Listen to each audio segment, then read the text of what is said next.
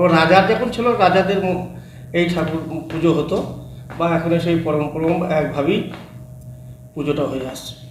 বা বিভিন্ন জায়গা থেকে আসে আর কি, মানে কি বলবো, কলকাতা থেকে বা দুর্গাপুর থেকে বিভিন্ন জায়গা থেকে এই মণ্ডল গ্রামে পুজো দিতে আসে।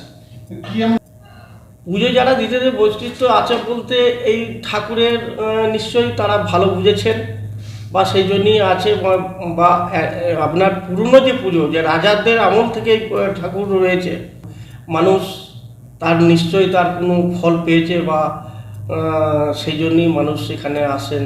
বা জনসংখ্যা 1 লাখের কাছাকাছি হয়।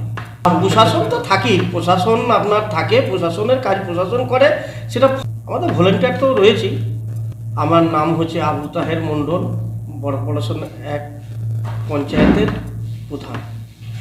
কৈবর্তরা জাল দিয়ে মাছ ধরতে গিয়ে রাতে মাকে জালের মধ্যে পাষাণ মূর্তি পেয়েছিলেন।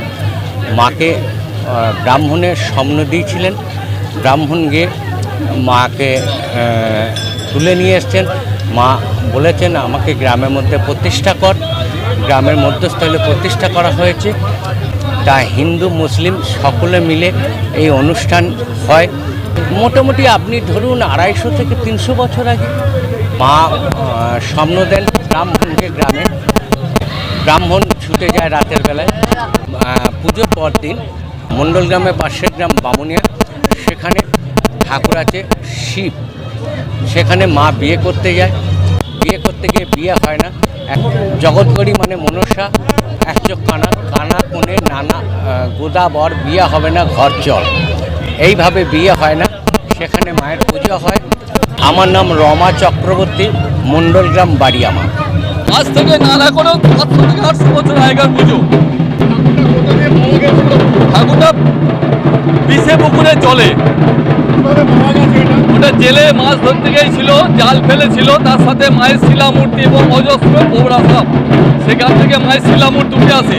তিনি নিয়ে গিয়ে সেটাকে রেখে দেন একটা বটতলায়, এবং ব্রাহ্মণগণকে খবর দেয়, সকলে মিলে এসে সেই পুজো করা হয়। ঠিক আষাঢ় মাসের প্রথম পঞ্চমীতে মণ্ডল গ্রামে এই পুজো অনুষ্ঠিত হয়। আগামীকাল যে বিয়ের ব্যাপার আছে, তার আগে আর একটা কথা বলি। আজকে যে এই ঘাট পুজো হচ্ছে মায়ের গায়ে হলুদের অনুষ্ঠান। গায়ে হলুদ হয়ে গেলে আগামীকাল মণ্ডল গ্রামের পাশে বামুনিয়া গ্রাম, সেখানে আছে জগৎগড়ি স্বামী জরৎকারী মুনি, সেখানে উনি বিয়ে করতে চান। আমাদের প্রথা যেটা, মেয়ে ছেলে বিয়ে করতে যাচ্ছে তার স্বামীকে, সেই প্রথা অনুযায়ী আমাদের কালকে বিবাহ অনুষ্ঠান চলে। সকলে মিলে আশেপাশে 20-25টা গ্রাম মিলে এই পুজো চলে। মায়ের পুজোর উপলক্ষে সবই হচ্ছে, যেমন আমাদের কিছু বলিদানের ব্যাপার থাকে, বাদ্যিক সহকারে মায়ের পূজা, হোম, যাগ, যজ্ঞ সবই হয়, মায়ের নাচ এইসব চলে।